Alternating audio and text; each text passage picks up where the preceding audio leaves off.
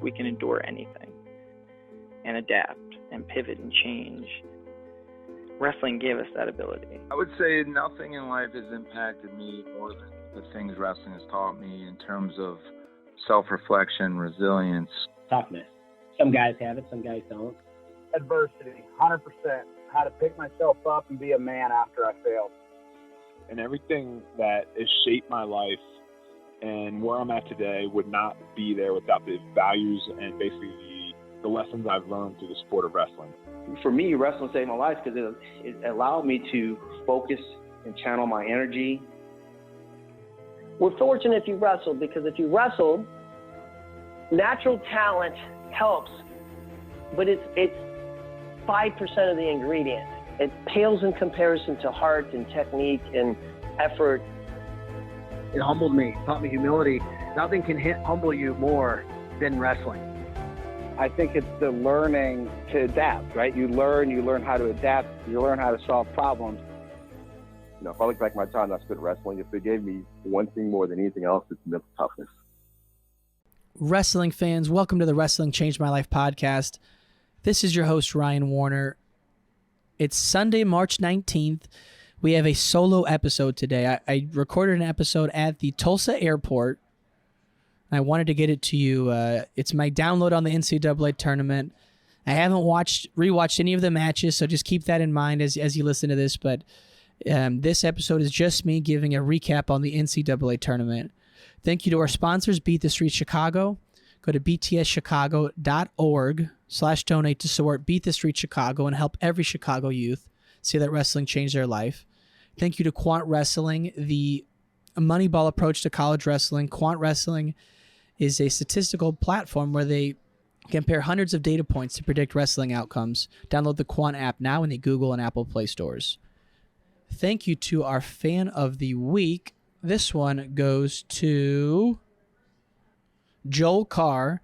Joel Carr is a CTO and a former Illinois wrestler. I got the pleasure of sitting next to Joel on the flight to Tulsa. And by the way, folks, the flight to Tulsa from Chicago Wednesday night was legit 100% wrestlers. It was amazing. It felt like a huge bachelor party. And Joel was on the flight. Joel, thanks so much for listening and all you do for wrestling. And without further ado, folks, let's get to this episode, a solo episode with yours truly as we break down the NCAA tournament. Testing. It's Ryan Warner, host of the Wrestling Changed My Life podcast. I'm at the airport in Tulsa. It's 10:10 a.m. Sunday morning, March 19th. There's a guy about 10 feet from me watching a video, so I'll try to remove that in the post, but if not, please forgive me. Wanted to get this podcast down. It's going to be a solo cast today, just me. I have so many thoughts after an amazing NCAA tournament. And I thought it'd be good just to get it down now for those of you who weren't here with us to watch it, and those of you who were. I mean, geez, what a tournament. Let's start with Friday night. So Friday night going into the semis, we all know what happened. The great Spencer Lee went down, and it was one of the craziest moments I've ever experienced in real life. The sound in the arena was deafening. I mean, it was like pulsating through your chest almost. But the crazy part about it is earlier in the match, Ramos had Lee on his back. And so right from the get-go, everyone gets there. We're a little buzzed up from the bars. Everyone's in full energy right away. Ramos puts Lee on his back. He's up 4-0. Lee battles back. He gets that takedown in the third with about 40 seconds left to go up 7-4. And that, pretty much everyone thought that was it. Lee's up 7-4 on top with 40 seconds left. And sure enough, Ramos gets away. And you know what happens next. Lee takes a shot, gets caught underneath, and Ramos hits him with the cement mixer, slips his arm through, pins him. It was crazy. Now, there's a lot of talk going on around three kind of related threads to this. One is the video of Spencer Lee's mom that was all over the internet. You know, it's not one of her finer moments. I think she would agree. But I think at the same time, wrestling fans need to understand, if we want more media attention and ESPN shows up, they're filming the parents, they're filming the matches, we got to expect this kind of thing. I don't think it's something where, you know, wrestling fans need to be upset that this particular clip of Spencer's mom was focused in on. But either way, it was pretty crazy to see, her take it, and then to hear Tom Brand's talk afterwards that basically the Spencer they losing is a tragic tragedy in their world. And so they took it super hard, as you could imagine. Spencer defaulted out, which brings me to my next point. Were you shocked that Spencer medically forfeited defaulted out of the tournament? I wasn't that shocked. To me, it looked like he was injured from the Big Ten's on. This could be total speculation. I have no evidence to back this up. It just seemed like to me that his typical shot, that high crotch to a fireman's, or his outside single to a kind of an outside fireman's, he wasn't hitting those like he normally does. And in the quarters against Noto from Lehigh, he was in a bit of a dogfight. Now, he did win the match via major. That's the kind of person we're talking about here. Spencer Lee majors this guy in the quarters, and everyone thinks it's a close match. But it did have people in the arena wondering, is he at full strength? And at the same time, Pat Glory's wrestling his ass off. Pat Glory looked amazing all tournament. And so even before Ramos pinned Lee, everyone was kind of wondering, could Lee go down? Is he a little susceptible?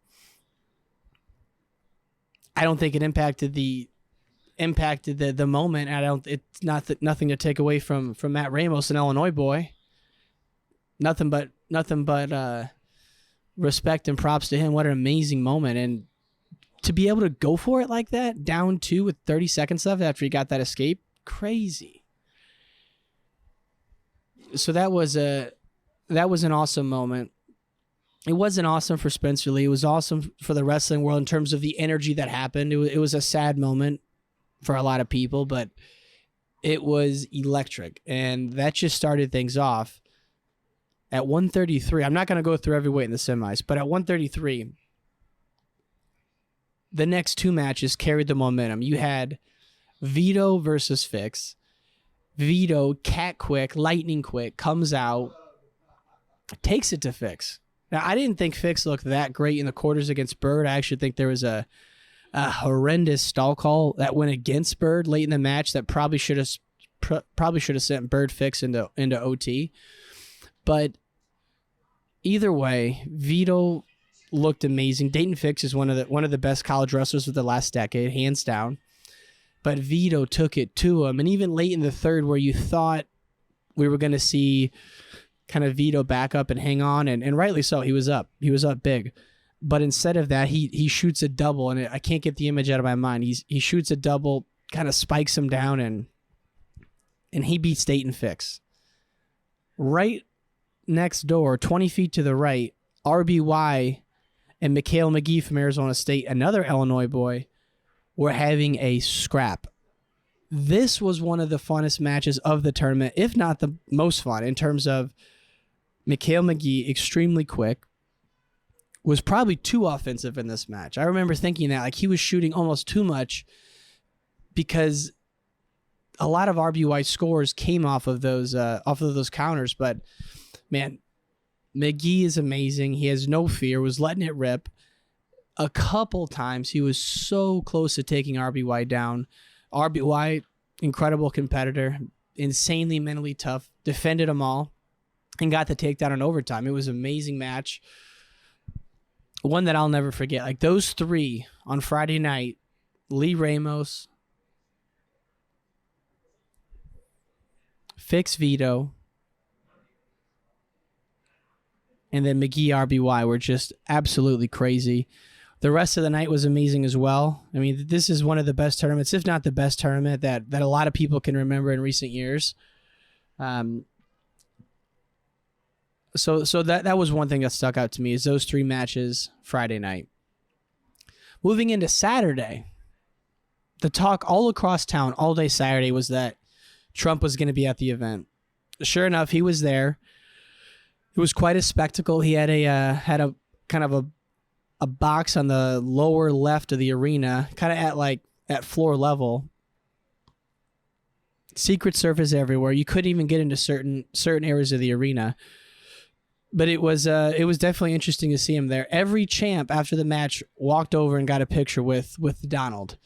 So that was you couldn't be in the arena and not notice that. I mean, that was a very big thing for a lot of people, and it was a spectacle all night. I'm just looking through my notes here, guys. Okay. This isn't a positive note. I don't know why I wrote this down, but just something jumped out to me that, guys, the arena was not sold out. Whoever says that this Nationals was sold out, I don't know if anyone's saying that, but a lot of times you'll hear wrestling fans say that it was sold out. This arena was not sold out. Not any session I went to was it sold out. I think the viewership numbers did great, and I think this, attendance-wise, this season was probably one of the best in college wrestling history.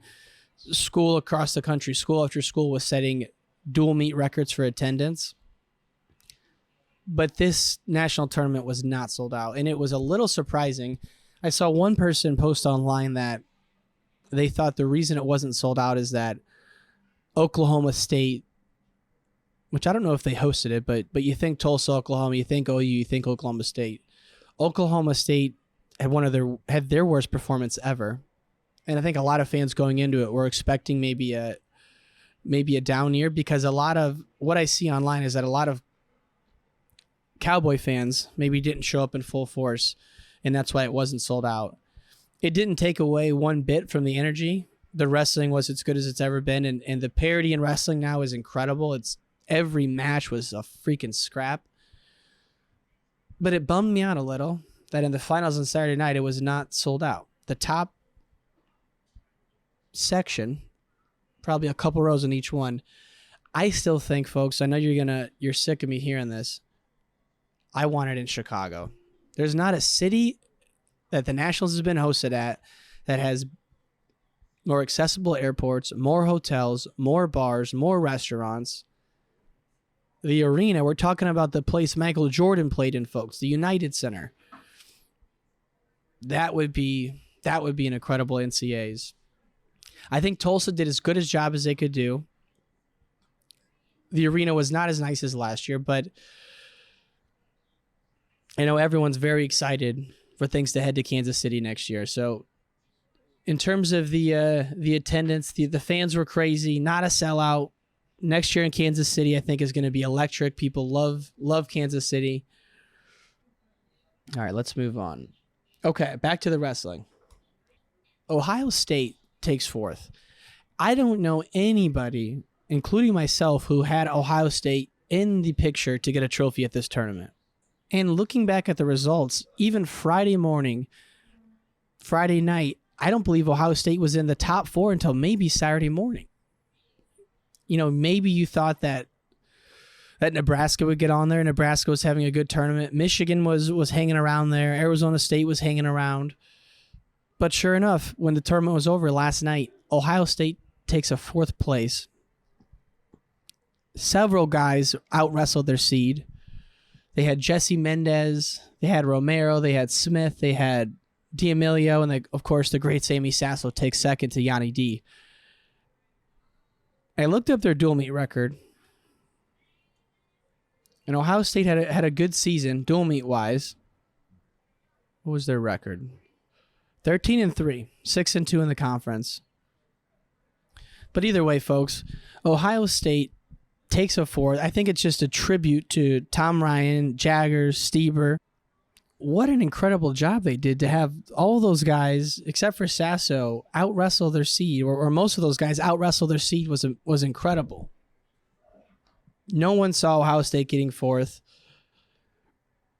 and they deserve a ton of credit for it. It's getting a team trophy at the NCAA tournament is such a difficult thing to do.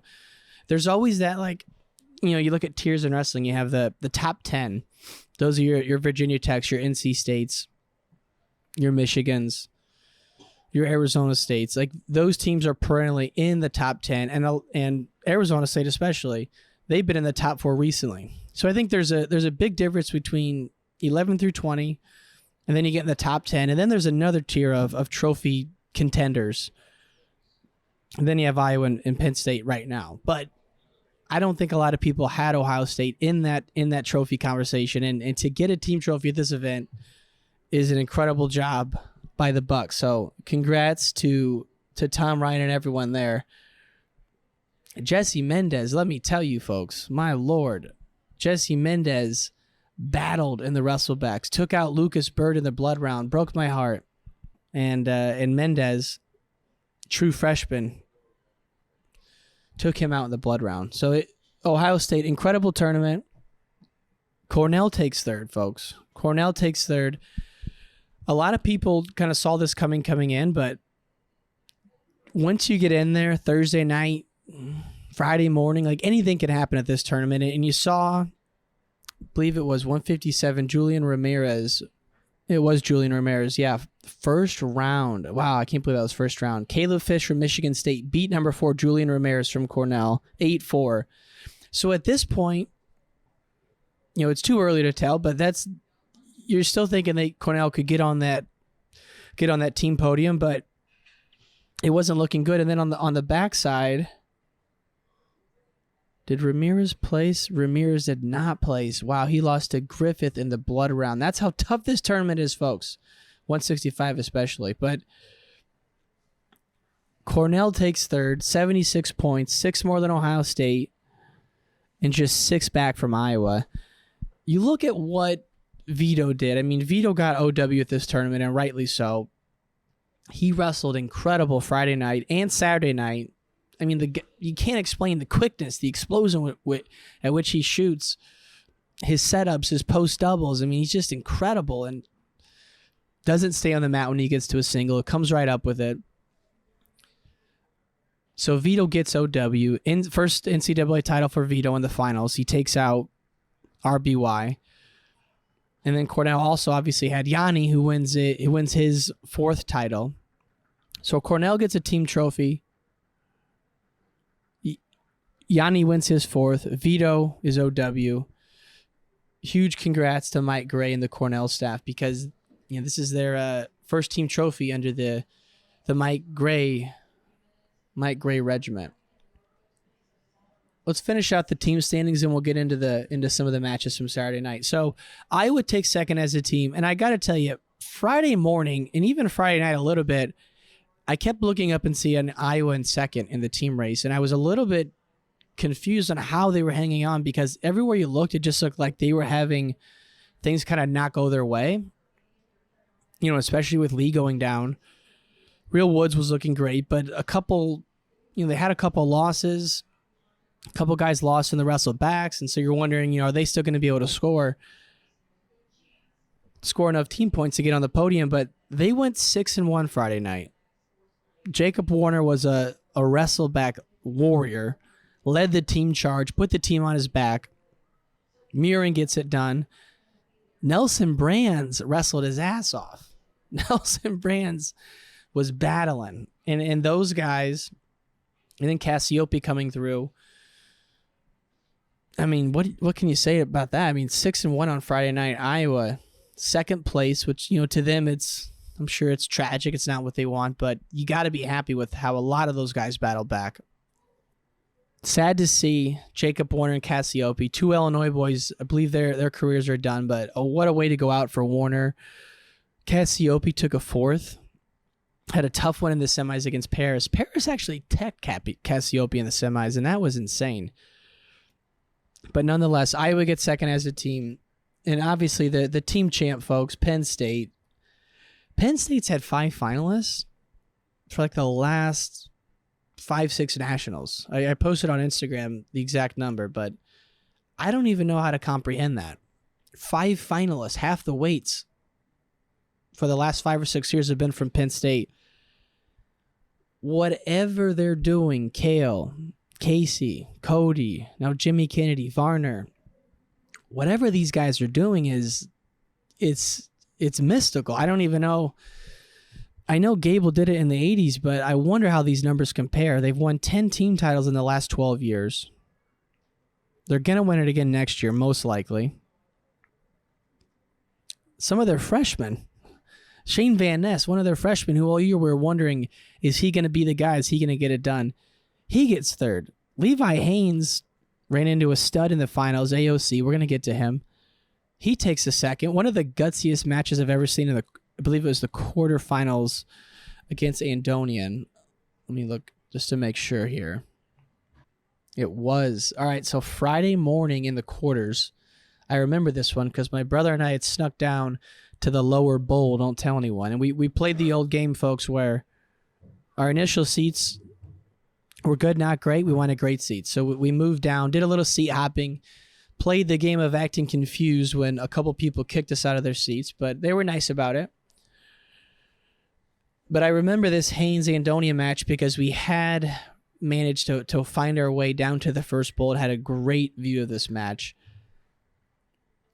Going into this match, Bryce Andonian, Virginia Tech wrestler, I've heard that he's one of the most dangerous in wrestling, and he is. Love watching this guy compete. And Haynes, true freshman, sat out his senior year to train with the Nittany Lion RTC. True freshman, 24-2, the 2 seed. Him and Andonian wrestled in the Friday morning quarters. And I'm going to tell you, folks, everyone in the arena except those Penn State fans probably thought at the time that Andonian had Haynes stuck. It looked like Haynes was stuck. And not for like 2 seconds, maybe for like 8 seconds. Was I on the mat? No. Could I see his shoulders? Absolutely not.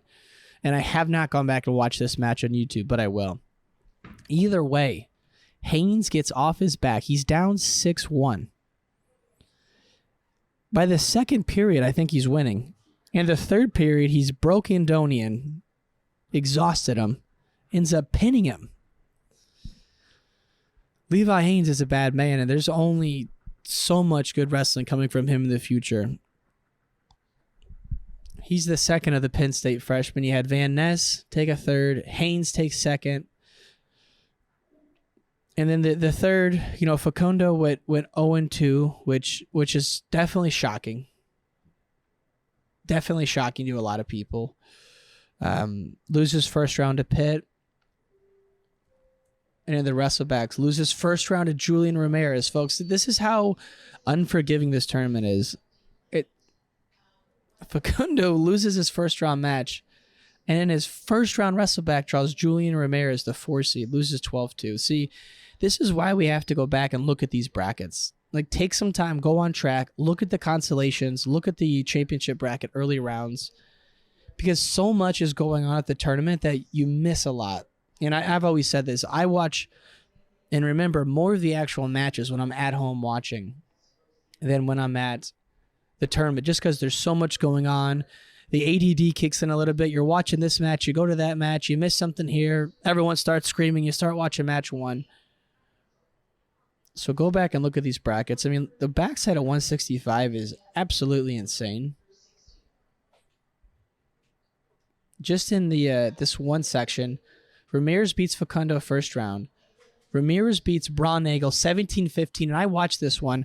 Braunagel had Ramirez absolutely broke. Ramirez couldn't stand up, and I honestly am surprised the ref didn't give Braunagel more escapes. And what I mean is Braunagel would take him down, put his hands off him, like waiting for Ramirez to stand up, and he wouldn't.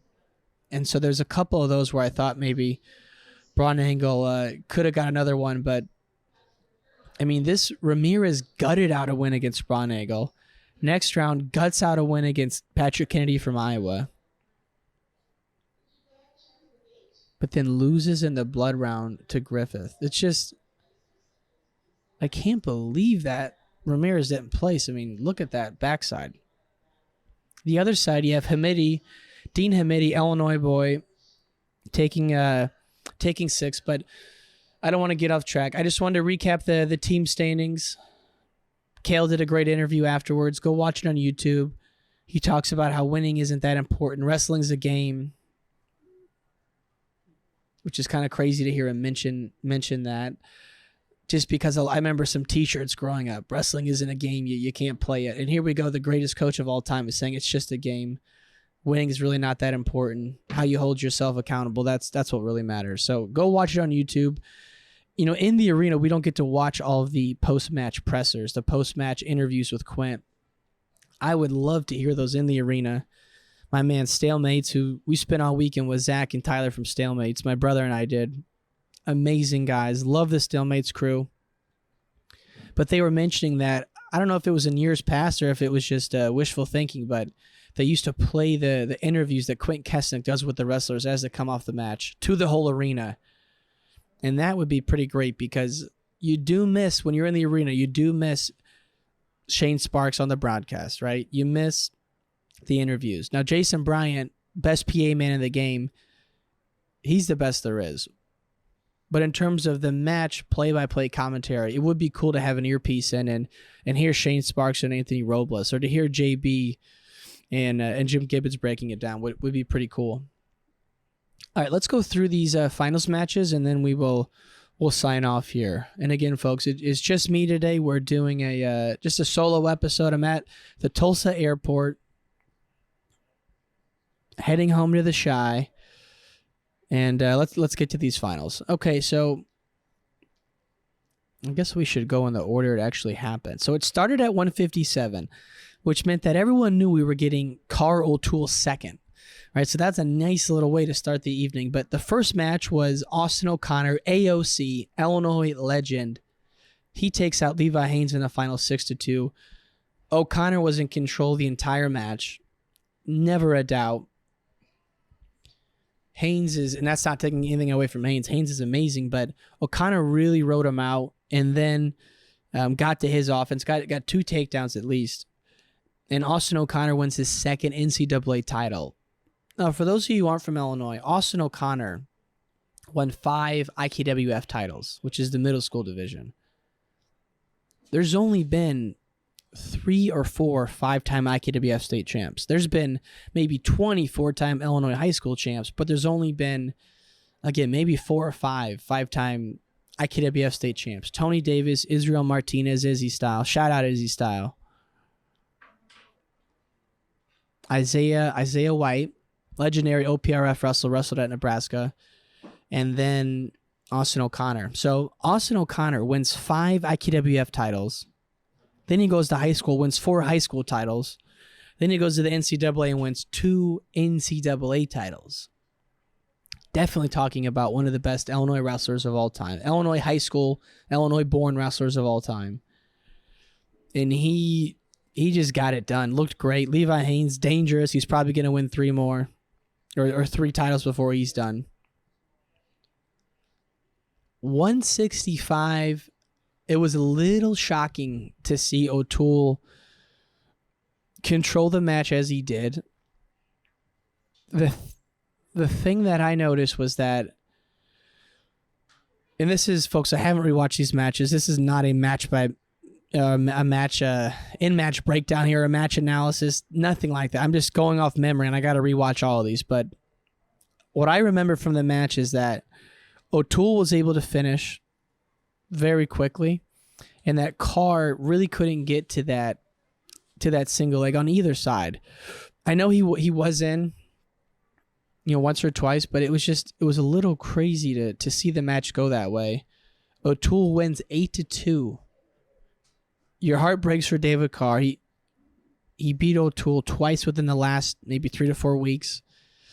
Does not get it done here though, and O'Toole becomes a 2-time champ. Askren Academy kid.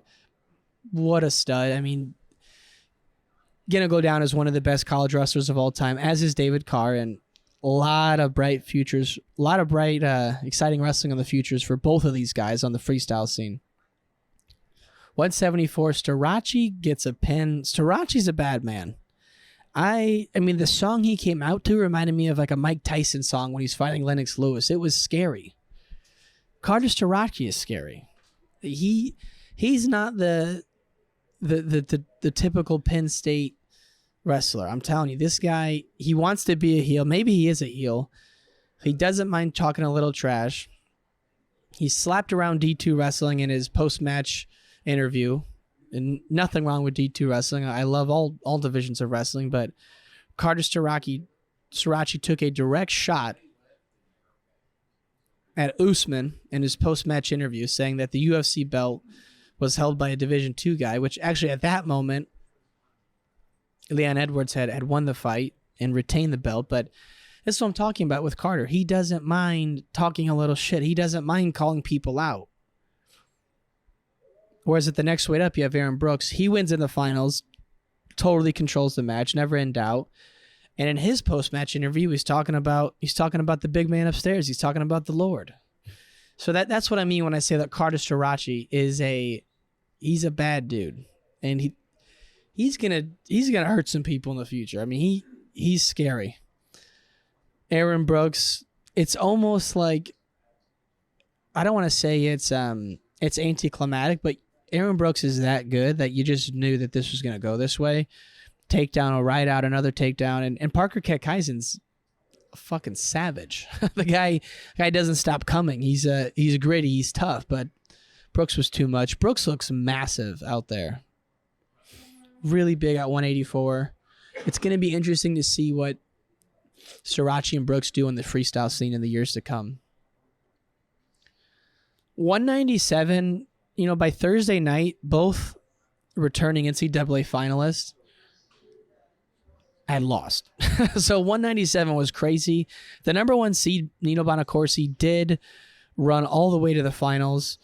197 was crazy in the sense that there were great matches every round, but I think I read a stat that every guy who was the seeds held through the first round, which is really rare. I mean, at 125 in the first round, the seeds were all over the place. I think like five guys were upset, but a lot of the matches at 197 in that first round, if not all of them, went chalk.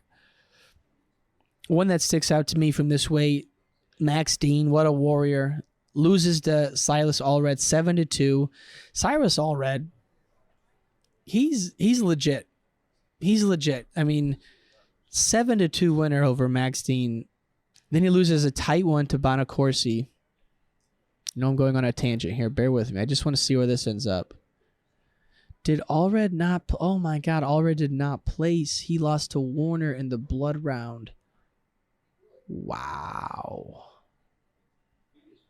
It's crazy looking back on some of these. Okay, let's get back to our finals recap. Let's go to 285. Mason Paris is a bad man. A very bad man, and he's scary as well. I don't know what he's going to do in the future. Greco freestyle, WWF, UFC. Dude's an athlete. He's big. 5-1 winner over Kirklevitt, which that dude can beat anyone. Greg Kirklevitt, Pinnacle trained, an amazing, amazing wrestler, and Mason handed it to him. And in the semis, Mason Paris tech-fouled Tony Cass. I don't know how. It's crazy to me to even think that, because Mason's typically won those matches historically, but not by tech fall. Fucking crazy. So I think it bears mentioning that Mason Paris, definitely a Hodge candidate at this point. The Hodge Trophy is going to be very interesting. To me, it's hard not to give it to Yanni. Was Mason more dominant? I think he was. Keegan O'Toole could be in the running. RBY would have been in the running. I mean, Carter and Brooks, I mean, those guys, I guess Carter had Aaron had a loss. I don't think Carter had a loss this year. No, Carter was undefeated. So in terms of Hodge, you got Mason Paris, you got Carter Starace. Was Nino undefeated? Nino was undefeated, 21-0 or 26-0. So Mason Paris dominates at heavyweight. Congrats to DeBormet, KJ Chirella. Love those guys. Love the Michigan program. Go Blue. 125, it was a little eerie out there not seeing Spencer in the finals. And everyone was kind of wondering, would he show up on the award stand? What would the crowd do when they announced Spencer Lee taking 6th? Sure enough, he did show up. He was there all day, supporting his guys. Not much of it. There's a little bit of an applause when Spencer Lee got his 6th place medal, but not much of a... you think back to Gable being on the podium in 1970 when he lost to, obviously, the great Larry Owings, and he's on the podium, and you hear stories of Gable lifting his head up, he's crying, and the whole arena standing ovation. It may have been different if Lee lost in the finals, but it wasn't one of those moments. Lee got his 6th place medal. There's a applause, no doubt. Wrestlers on the stand were even, on the podium were even celebrating or applauding Lee. But It wasn't anything dramatic, and I think that's probably how Lee would have wanted it. In the finals, though, Pat Glory comes out with an American flag. It was awesome. It was just quite a statement. Matt Ramos, as I said, Illinois guy, doesn't get it done. Pat Glory wins 4-1. Princeton's first national champ in like 70-something years. Congrats to those guys. 133, match of the night, in my opinion. Vitaly Araujo, the son of the great Soviet world champion Vogar, OW of the tournament, and for good reason. He really put it on RBY. It's not taking anything away from RBY. RBY's win over McGee in the semis was one of the gutsiest I've ever seen. But Vito was just seeing it different this weekend. His setups, his attacks, his finishes, so fast. You have to go back and watch Vito's match against RBY and Fix. 41, I was absolutely heartbroken for Real Woods. At the same time, happy for Northern Colorado. Troy Nickerson, pass gas. Congrats to Andrew Alirez. But Real Woods, to me, this match, he was in control of this match. This was Real Woods' match. There was a little sequence in the second where Alirez reverses him. I believe it was like a kind of like, not even, maybe it was a takedown. I have to go back and watch it. Like a standing lat drop scenario, and takes Real to his back. And it was clearly a 4-count near fall. The ref only gave him 2. They reviewed it for about 10 minutes. No joke. The review was it had to be 5 minutes, maybe 10 minutes. And this begs a small side tangent on the review process. For the folks who were in that review box, whoever the officials on the mat were calling, whoever answered up the other end of that phone, I heard it was officials and a former coach. I got to know, what takes you guys so long? What are you looking at? And I'm not trying to be a dick here. I'm just trying to understand what's going on. And I'd love to have one of you come on the podcast, because as a fan in the arena, and I'm sure on TV, the review process is excruciating. And even when the call on the mat was blatantly wrong, which was not the case with it was the case with Real Woods. They only gave him 2. It was a clear 4-part near fall. And this match, Alirez Woods, the call was overturned. But the large majority, 90% of plus reviews or challenges, are not overturned. And yet it still takes 5 to 10 minutes. So I want to know, the people who are in that review room, what am I missing here? What are you looking at? What is your process? What is the average fan missing? Because as it stands, the review process is broken. And as in the case of this Woods-Alirez match, it totally disrupted the flow of the match. Not only that, some of these and I don't even blame the coaches, but the timing of the brick being thrown needs to be clarified. Like, for example, one match, I can't even think of who it was. There was a locked hands call. The coach in the corner throws the brick. 2 seconds, the match is not stopped. 2 seconds later, the guy on bottom gets a reversal. Now he's on top. So what do we do in these situations? When do we stop the action? Right when the brick's thrown? Because then that's a strategic advantage for the coaches to stop the action. I don't, to be frank, I don't love the review process in wrestling, I think, or the challenge process. I think maybe reserve it for official requests only. I don't know, because it's just, the way it stands now, it's a huge detriment to the tournament, and it kills the energy, and it also, it doesn't make sense why it takes so long. So if we're going to keep it, let's expedite the challenge process, because it's brutal as it is now. And in this Alirez Woods match, so the call on the mat was 2 Alirez, 2 near fall Alirez. And I apologize, for the life of me, I can't remember if it was a reversal or a takedown. But it was a huge momentum swing. Everyone in the arena saw that Alirez had Woods on his back for more than a 2 count. So they challenge, Northern Colorado challenges it. After a 9-minute review, the ref overturned their call and awarded 4 near fall to Alirez, which was the right call, in my opinion. Again, I haven't rewatched it. But after that, Woods just could not get it going again. But his post-match interview was amazing. I think every young wrestler should listen to it. I'm not going to regurgitate it here, but it was really positive, and you can see why he's a champion and he's a winner. He dominated this entire tournament, folks. Except for the Thursday night against D'Amelio, he dominated. I was really shocked that he didn't win this, and I would say of all the guys who lost, I probably feel the most let down about Woods because I thought he had it. Congrats to Northern Colorado. I don't know if it was their first national champ, maybe their third national champ ever, but huge congrats to Troy Nickerson and their crew. 149, last match of the evening. Yanni D gets it done against Sasso. Congrats to Sammy Sasso, an incredible tournament. Majored Parco in the semis. Yanni gets it done. He took out Van Ness in the semis. Now, folks, the score was 8-3. It was much closer than this. Shane Van Ness, who to me is like the most, I don't know if most surprising is almost insulting. It's honestly like his performance was probably the most outstanding of the tournament, if you ask me. Shane Van Ness, 12th seed, takes third, taking out Pinheiro Johnson in the quarters, taking out Rooks in the semi. And sorry, Pinheiro was Thursday night. Takes out Pinheiro Johnson Thursday night, Rooks Friday morning, and then Friday night, Yanni was losing late in the match.